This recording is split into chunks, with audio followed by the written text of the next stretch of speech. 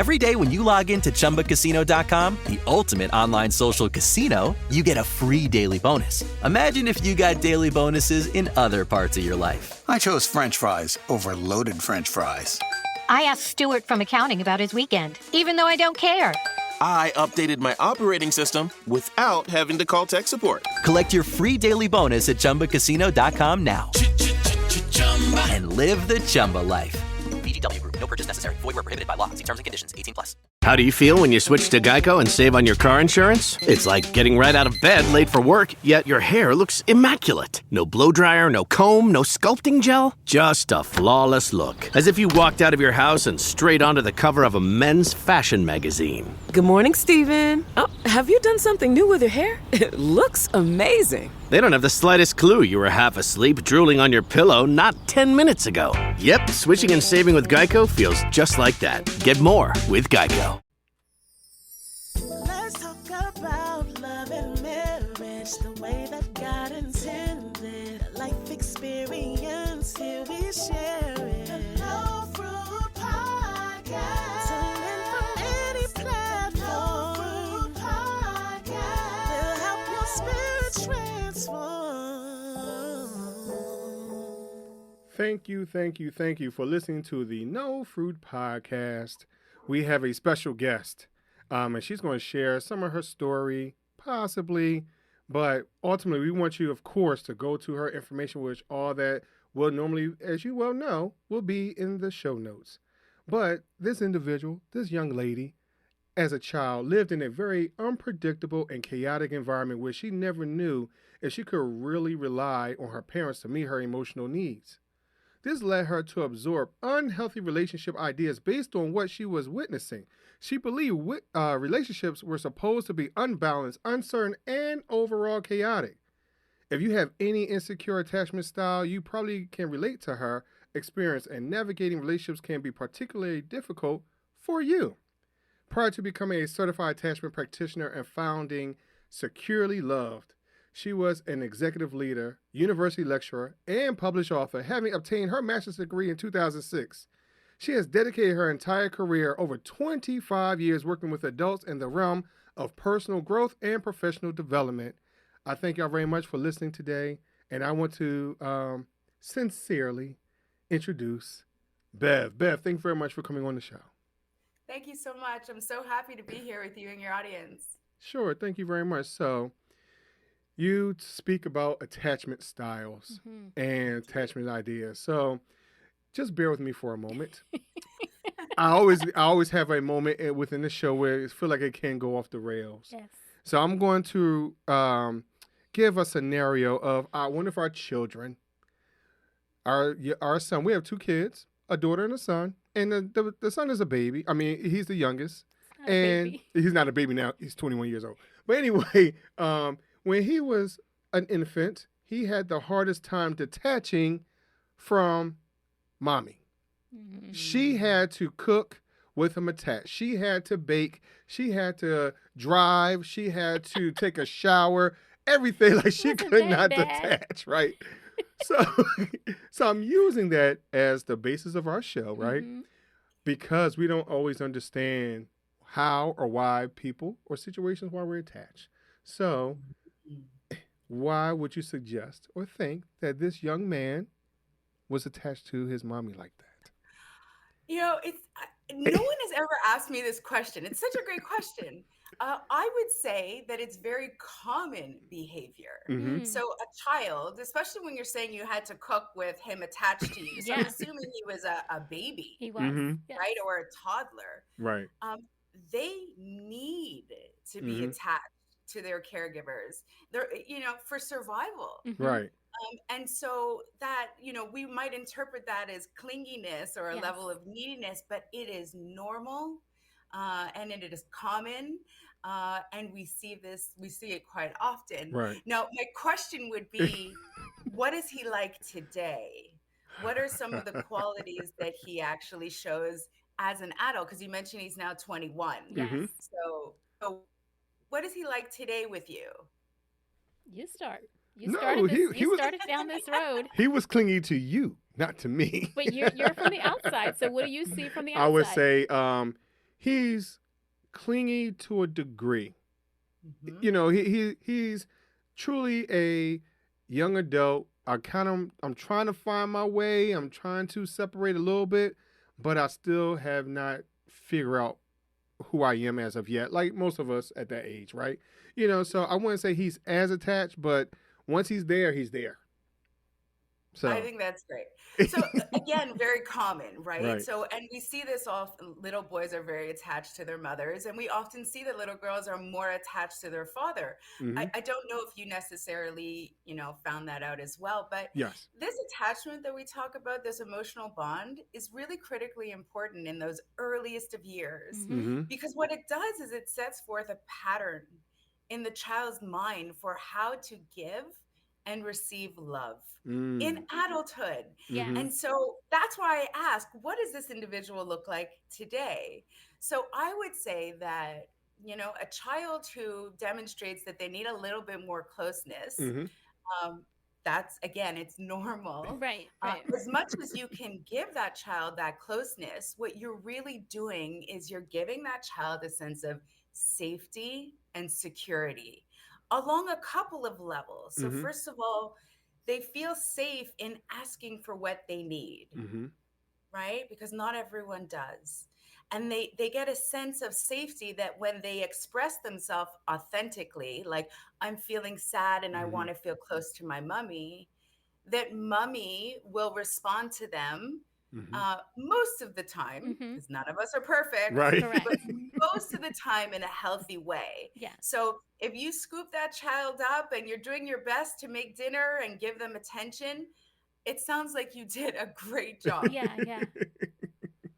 I had to ask because sometimes Meditating. as we as adults have not grown away from that. So I had to ask that type of question because you study these type of styles, things like that. So how do we acknowledge that and grow past it?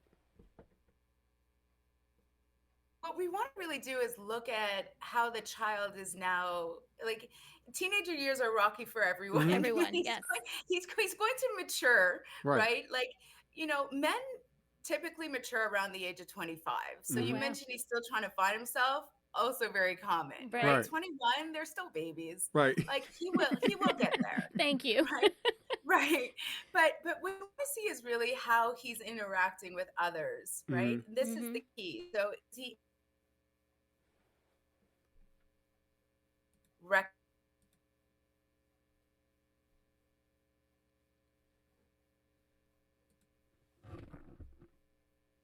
how the child is adjusted in terms of that regard on the emotional front. Mhm. And generally, these patterns are pretty predictive, Yeah. which Mm. means that a child that comes out of a home where they had a secure attachment. Mm. So we talk Mhm. about two different grand sort of categories: secure attachment or secure attachment. Yes. Could be the mother, could be the father, could be an aunt, but the Mhm. primary caregiver that was responsive to the child, that taught the child about emotions, Mhm. right? Mhm. Just like even before language, like just through Mm. expressions, Expressions. Yeah. Mhm. that was consistent with the child. All of these things would breed, again, that safety and security. So that child would then grow up and seek out healthy relationships with Mm. others. Mhm. That is their pattern, Right. right? Now, that's a beautiful thing. Mhm. But Mhm. unfortunately, in our world, that's not entirely the situation Correct. for 50% of the population, Right. right? Approximately. So for the other half of the population, they're dealing, they're being cared for by parents who are not as emotionally attuned. Mhm. And Mhm. we have so many different examples. Maybe the parent is emotionally unavailable themselves, Mhm. or Mhm. narcissistic. There's a personality disorder. Maybe there's a mental illness. Mm. Maybe the parent is dealing with an addiction. They're an alcoholic, or there's an Mhm. opioid addiction. Right. Maybe there's too many children in the home Hmm. for example, the mother Right. to pay attention to one Attention. Yes. child. Maybe a parent has to leave the home to go find work. Mhm. There are so many situations. Mhm. And the key situation here, which is really descriptive, is especially when a child is abused psychologically, emotionally, physically, and or sexually. Right. Right. That has a really big impact on the child's trust in themselves and trust that they have for other people. And so we see these patterns that get formed really early on. And I keep repeating it's patterns because when we talk about attachment styles, we talk about learned behavior. Yeah. So we don't diagnose anyone with attachment style, not a personality disorder. We all have one. Right. We all have tendencies towards being anxious in relationships or avoidant or feeling more secure. And so that's what we're really talking about here. So people who don't grow up in a home where they get that level of emotional attunement, they develop an insecure attachment, which if we look at that along a spectrum, it's sort of like a scale.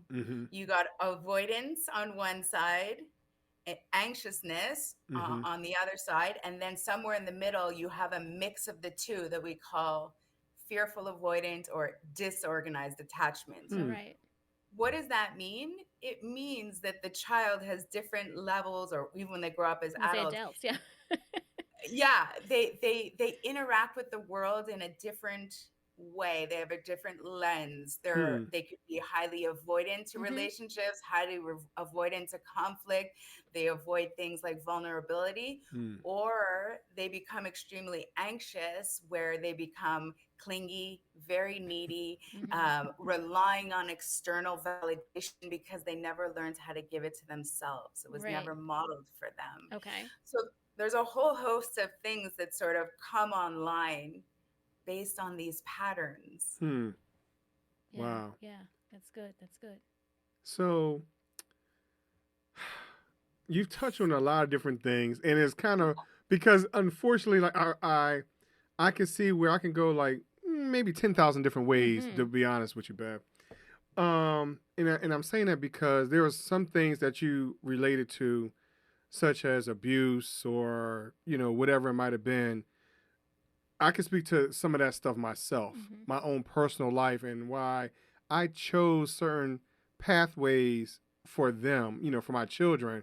Hey, I really want to make sure that I did not concentrate so much on my career and make sure that I'm there with them, that I can coach them in basketball and football and go to lacrosse games and things like that. Because, you want to stop the cycle of whatever that type of abuse might have been, emotionally, physically, all that type of stuff. So as we try to change, sometimes we lose ourselves because we're like, hey, we're concentrating so much on these people, these individuals being our kids, that we lose who we are in that space of attachment. So how do we rediscover ourselves? Because we're so focused on what we don't want to repeat. And now we're in our 40s and 50s, and we're like, uh-oh, I have no clue where I want to go. I don't have no clue what I want to do because I'm so attached. So how do we rediscover ourselves?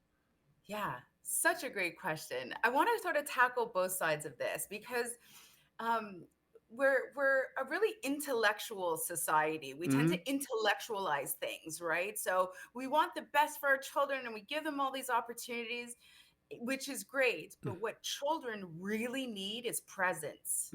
They need your presence. So when you talk about making sure that you're available to coach basketball and be with them, that's the winning ticket. Yeah. Your child, like I'd say to people, spend 20 minutes a day uninterrupted with your child, not doing homework, not walking the dog, not doing a task, but just being, talking, right? The child is not performing. The child doesn't have to do anything. You're just enjoying each other. And that presence means the world to a child. So all of a sudden, you're really building that foundation where they understand the value of connection. Right. So that's really like we tend to over intellectualize it, but like really that presence is what if you think back to your own childhood, you Right. probably, that's all you wanted from your parents, Right. was just their love and attention. Most definitely. We have not evolved that much. We still Mm-mm. need the same things as people, Right. right? And so a lot of us grow up, again, myself included, without that, attention that I craved growing up, without that validation, reassurance. And we don't learn emotional regulation skills because that's not modeled for us. Yeah. We raise our kids, we do the best that we can, and then we find ourselves in our late 40s. I'm 48, and we have no idea who we are. Right. I was, for a long period, understanding my own patterns. And so as life will have it, this is a very common scenario. When the kids get old enough, you then go back to, who am I? Right. What do I enjoy doing? Like, what brings me peace? What brings me comfort? Right? Because you're so focused externally that you forget. So awareness is really the first key. If you're really interested in learning about attachment styles, because it impacts you in so many areas, the relationship you have with your family, your friends, your colleagues, yes, your romantic partners, but even your neighbors. Like, it affects your emotional patterns, it affects your thought patterns. So if you're in that place, I would say, awareness is the first key. I have a cute little quiz put on my website. What is your attachment style? It's free. It is Ryan here, and I have a question for you. What do you do when you win? Like, are you a fist pumper, a woohooer, a hand clapper, a high fiver? If you want to hone in on those winning moves, check out Chumba Casino. Choose from hundreds of social casino style games for your chance to redeem serious cash prizes. There are new game releases weekly, plus free daily bonuses. So don't wait. Start having the most fun ever at ChumbaCasino.com. Sponsored by Chumba Casino. No purchase necessary. VGW Group. Void where prohibited by law. 18 plus. Terms and conditions apply. And people can answer a series of questions that sort of gives you an idea. It's a beautiful thing to do together as well. Great. Because often we see in couples that there's opposing attachment styles. There's usually one that's more avoidant and one that's more anxious. That's common. Right? So how can you work together to sort of come towards the middle, right? A little bit here, a little bit there. You can both make those changes. So, and just, there's so much good information. That first step. And then, of course, there's work that we can do when we talk about the fact that this is learned behavior that we store in our subconscious mind. We can, like anything else, unlearn it and relearn new patterns. So if we recognize that there's a pattern that's really not serving me well. So for example, let's say the two of you are in conflict about something, and let's say you have a tendency to walk out of the room because maybe the conflict is overwhelming for you, and you just, that's your way to de-escalate and regulate your own nervous system. So maybe you at this point realize, this is really aggravating to my partner. Maybe there is a better way to handle this. So you recognize there's a pattern that's no longer serving you. You can undo this pattern. There's a reason why people walk out of the room. And it's not to be rude to their partner. It's because they don't have the tools to deal with the situation in front of them. So that's just a simple example, but it certainly goes much deeper. Yeah. It's good. A lot of things that you said, really hit home for us. I think some of the things, I'm sorry to pick on you, by the way. I picked on you walking out of the room. That's a common scenario. Yeah. I mean, and it's, again, it happens. And some of it, again, like you're saying, it's not just within couples, but it's also the kids. It's also people you're working with, your neighbors, all of those things all work together. Once you have that style, it doesn't change for different people, right? It's like, if that's who you are at work, that's who you are at home, that's how you are with the kids. And, that's just your makeup, and that's, how it is. But again, how do you deal with that in those different atmospheres and those different situations may differ. Like if you're at work, you might not be able to just to get up and walk away the way you can when you're at home. You know, and how you handle things with your kids may be different than you do with your spouse, you know. So again, all those things are different, and I think it's great that we can learn to adapt ourselves with that, and make those changes so that we can be better folks, you know, be better people moving into the next stage of our lives. I agree. So it's just great, like you know. that's one of our human needs, right? Yeah. Is learning and Yeah. growth. So yeah, that's a beautiful question. So the interesting things about attachment styles is that it certainly impacts your ability to regulate your emotions and what it does is an interesting point to make is that attachment styles really come online the strongest in our romantic relationships, which means you're gonna love this. Our partner can trigger us in a way that no one else can. Yeah. So you're not going to have the same reaction if a colleague says something to you. If a colleague says, I don't really like that shirt you're wearing, which is a silly thing to say, but you might just go, all right. Anyway, yeah. If your partner says, I don't really like that shirt, that might really hurt you. Yeah. Yeah, and you would have a completely different emotional reaction. Now, why is that? Because the romantic partnership that we have with someone mirrors as close as possible to the relationship that we once had with our primary caregiver. They are the person closest to us, the person we afford the most trust, the person that knows us the best. So they can push those buttons like no one else. So yes, attachment styles affect us in family, in our relationships at work and so forth. But in the most triggering way with our romantic partners. And what it really does is that it actually points out areas of wounding that we still have in our body that we haven't resolved. Right? So I'll use that simple, silly example of, your partner says, I don't like your shirt. Yeah. And some people would go, oh, you have no style. And brush it off. You don't know what you're talking about. Right. And another person that might send them into tears. Yeah. Right. Because the other person might have a core wound where they feel like they're not attractive and they're unlovable.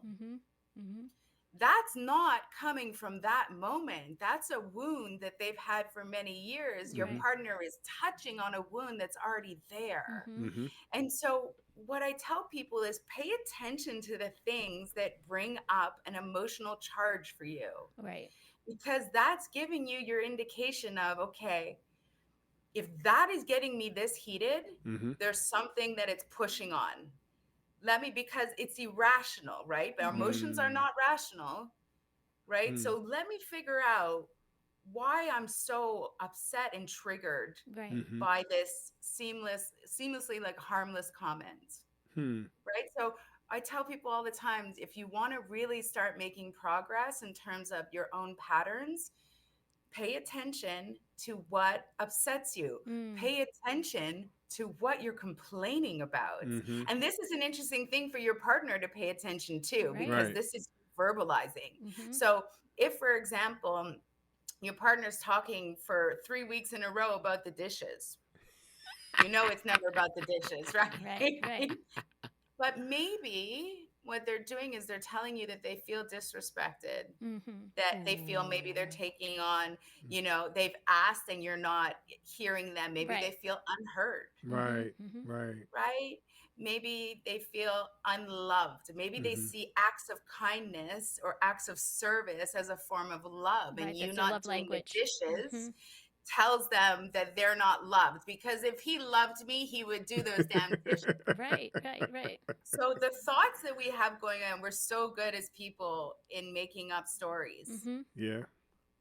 And so that's what you need to pay attention to. So by the time someone has actually vocalized something, it means there's a wound there that's being triggered. There's a belief behind it. There's an emotion. There's a thought, and then the action. The talking about it is the action. Right.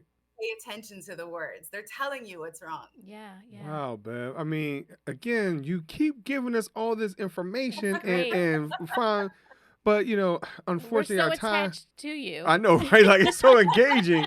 But due to time Yes. and whatnot, and maybe I have not grown up all the way. I'm still my 9-year-old self, Bev. And so, where can I find you in my 9-year-old self to talk to you?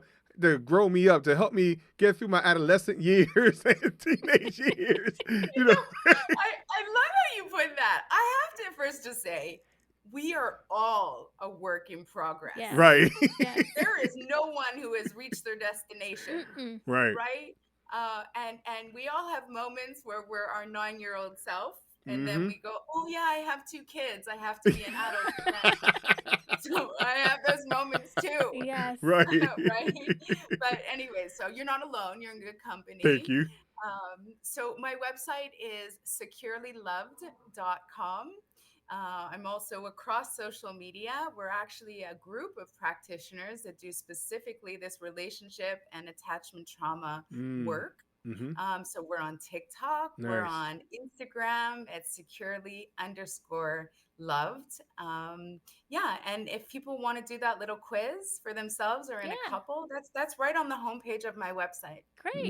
Nice. Bev, we appreciate you coming on today. We certainly do. Thank you so much. Again, a wealth of information. It's I don't know. It's great just being attached. Most definitely.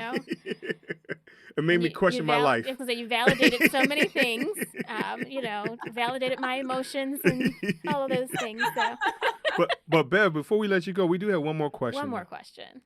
question. Are you ready? All right. So the last question we have for you, it's kind of tough. I don't know. Yes. We talked deep about a lot of emotional things and the attachments that we have in life. But the one question I want to have for you as we end today's podcast is, in reference to attachments, if you could sing a duet with anyone in the world, living or deceased, who would you attach yourself to?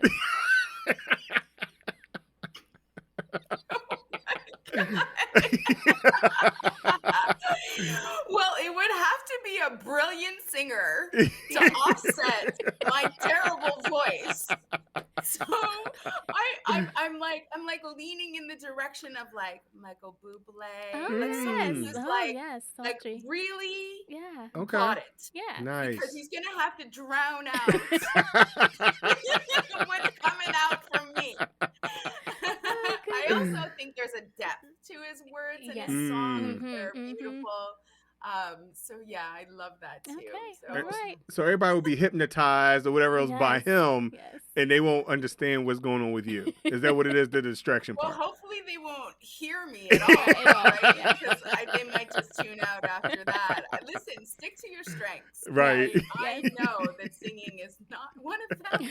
That's a great question that no one's ever asked me that before. I love it. Yes. Yeah. So, the but new we thank you. attachment is Michael Bublé and Bev. That's Right. it. Here we got it coming up. Most definitely. Love That's it. cool. That's cool. We thank you very much for playing with us on that question. Yes. We thank you for being a good sport with that and taking the time to answer that. But of course, your information will be in the show notes. And so if the listener is driving, they're walking, they're playing with their pets, whatever it might be. While they're listening, they can pick it all up later Right. on. So So thank you so much for coming on the show today, Bev. We enjoyed having you. And again, everyone that's listening, please follow up with her, like, share, subscribe on her social media, and I'm sure she will follow you back. So thank you so much. and likewise, do it for the No Fruit Podcast. That's right. Don't forget about us, guys. Thanks, Bev. Thank you so much, and have a great night, everyone.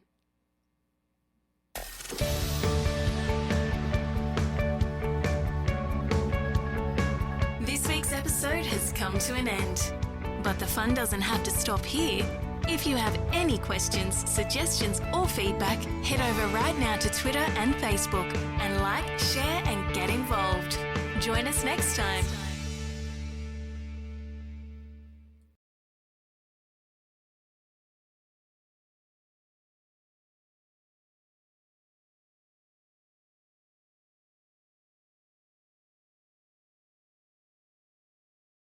How to have fun, anytime, anywhere. Step 1. Go to ChumbaCasino.com. ChumbaCasino.com. Got it. Step 2. Collect your welcome bonus. Come to Papa welcome bonus. Step 3. Play hundreds of casino-style games for free. That's a lot of games. All for free? Step 4. Unleash your excitement. Woohoo!